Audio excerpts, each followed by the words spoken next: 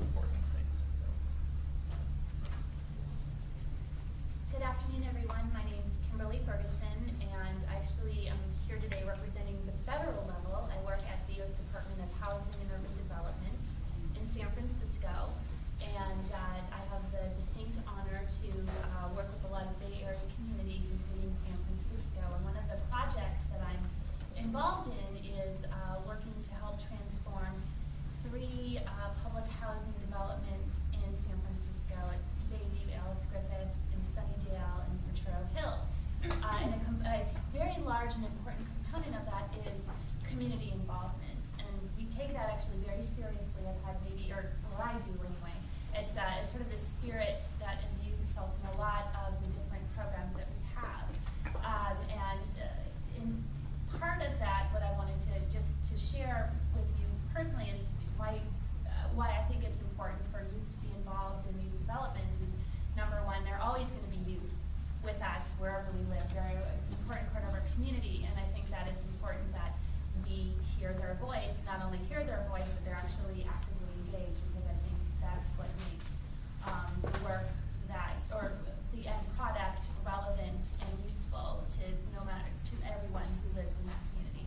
I also think it's important, I have 2 children myself in San Francisco, one who's 17 and one who's 10, and they're constantly keeping me very aware and engaged in things. And one of the things that I appreciate so much is my daughter's energy.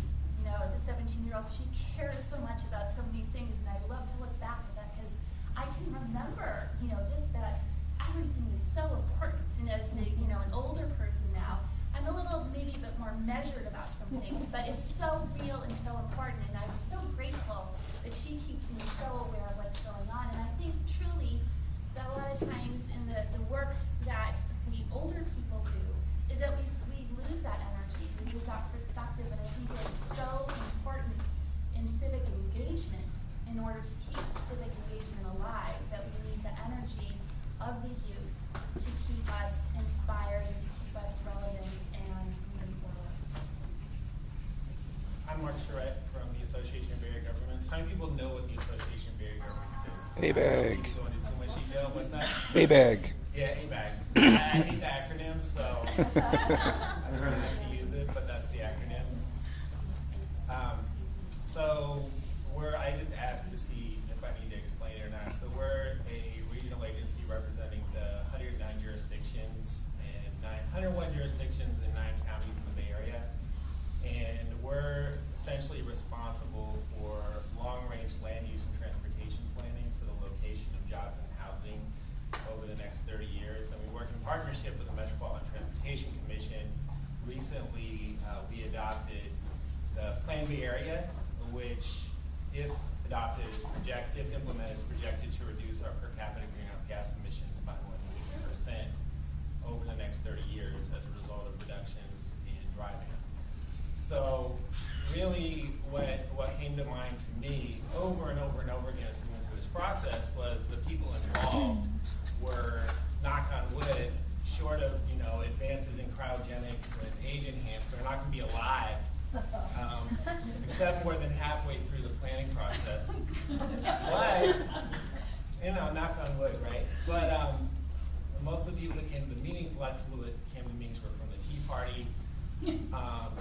Most people were over 40. So we really didn't have a good engagement. There's a great opportunity to expand the scope of what we talk about, even though our charge is land use and transportation. When we talk to people, the issues that are important on the ground go way beyond that. So we have to figure out how to do that, but also how to be informed in doing that.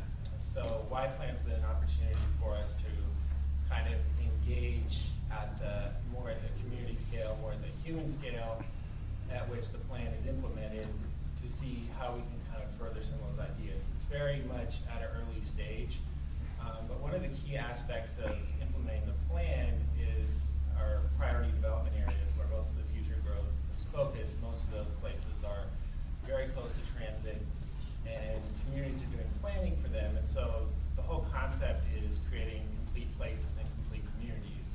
And so so that's the on-the-ground piece, and that's really an opportunity to involve young people. And so, I'm just learning the extent to which that's already happening. I mean, you're working on a project in Richmond where you're using Y-Plan. So we're basically looking for models that we can replicate so that we can advance that in the planning process. I think another key issue is long-range economic development.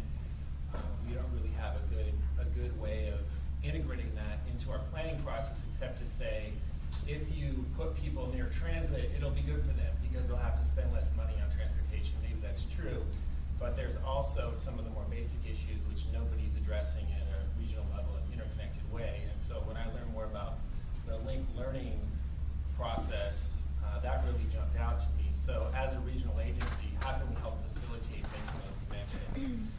We do talk to businesses, we talk to large employers. How can we become more linked, more connected to the school district, so when those ideas arise, we can start to connect people. So that's what we're excited about. Great. Good afternoon, everyone. My name is Lena Blasco from the city of Richmond here in California. We're been a long-time partner of Y-Plan, probably over the last 5 or 6 years, working on a variety of projects, both through the planning department, but also through the city manager's office. And it's such a great opportunity to engage youth, which is a voice, a perspective that's often ignored or left out. And so, kind of echoing some of the comments of the other panelists, is that, in order for us to really build investment in our community, is we have to get the youth involved, because as they grow in the community and get families, they'll also hopefully be involved in our processes.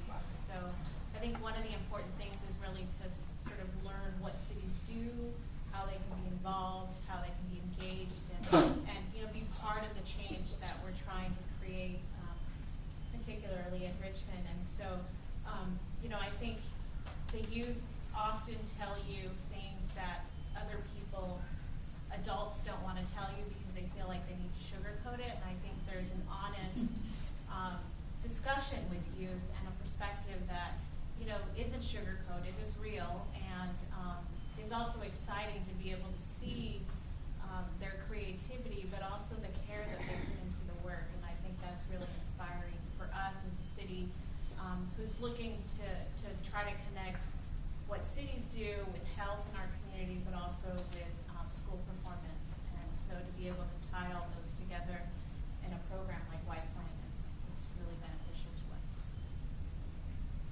Hi, my name is Bonnie Rosenberg, and I work on national education programs for a nonprofit called Local Initiatives Support Corporation. We call it LISC. And really what we focus on is helping to make communities thrive.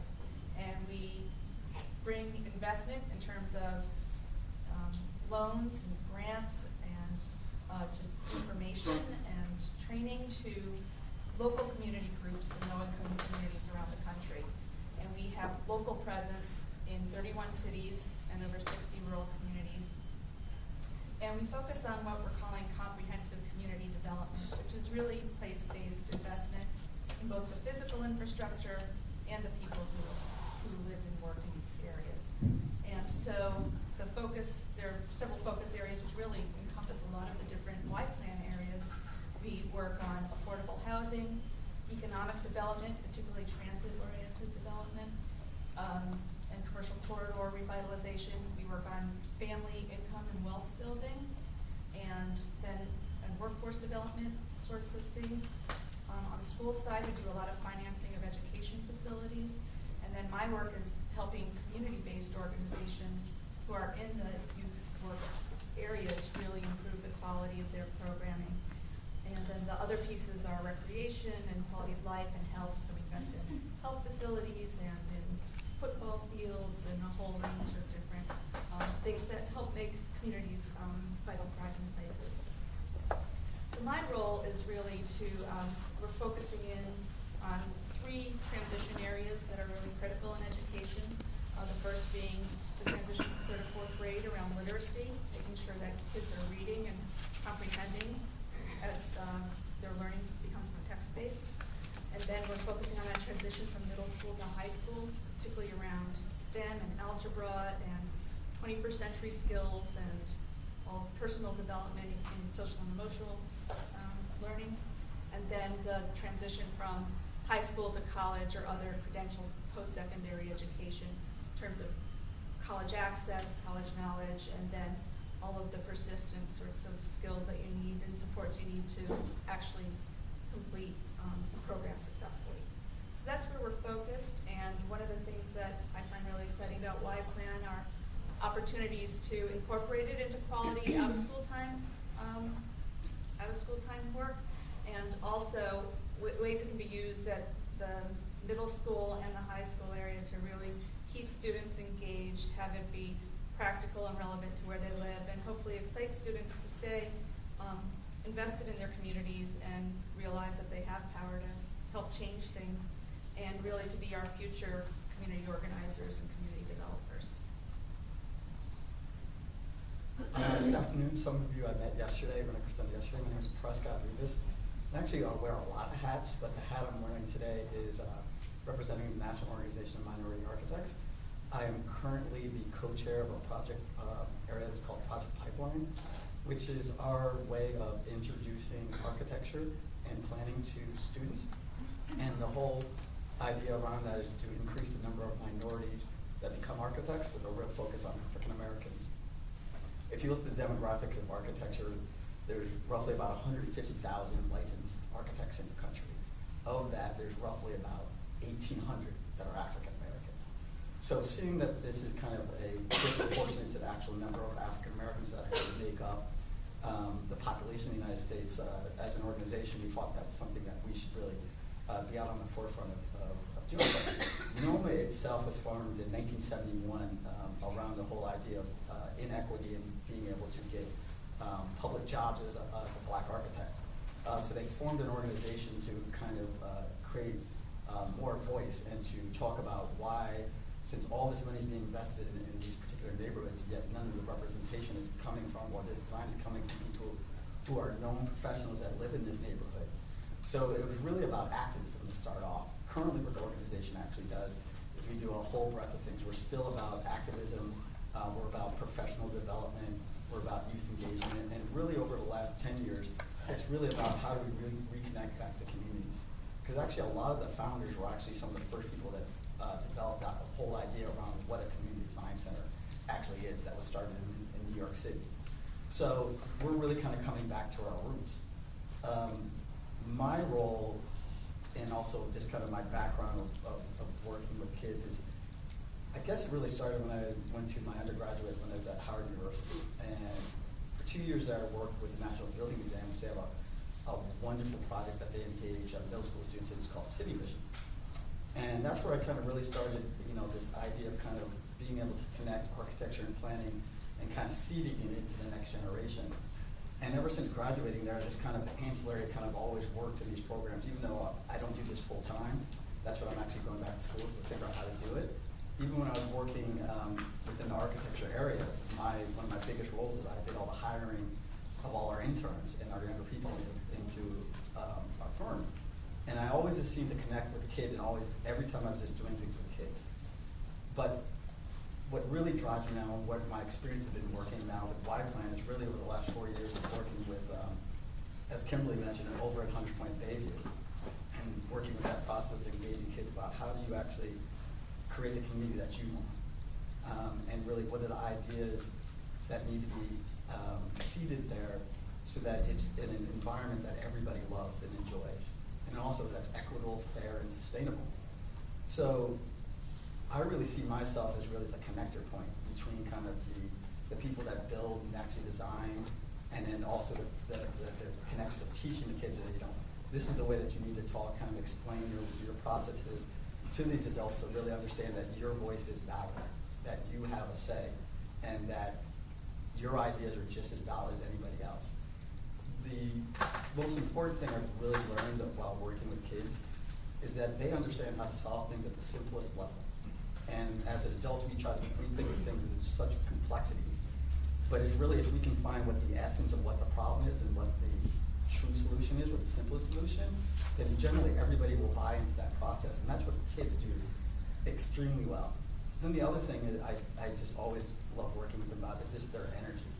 they always have such a vigor for doing things, even though sometimes it's not the area that you want them working in.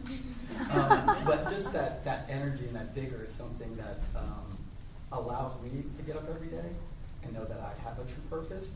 And that purpose is really to help kids to make sure their voices are heard and to understand that they're the ones who actually have to take the initiative to solve these solutions, because they're going to have to be the owners of it in the future. So as many of these people here talked about this idea of kind of seeding this idea of citizenship. That's what I'm all about. It's just creating this opportunity to make sure the kids know that if you see a problem, we teach you a process of how to identify that problem and then go through and validate your solution. So this, like, being here is probably like heaven to me, because it's like everybody here, I think of you as like my kindred, because you are all doing the things that I think are valuable and important and what everybody actually needs to do. So I'm just glad to be here.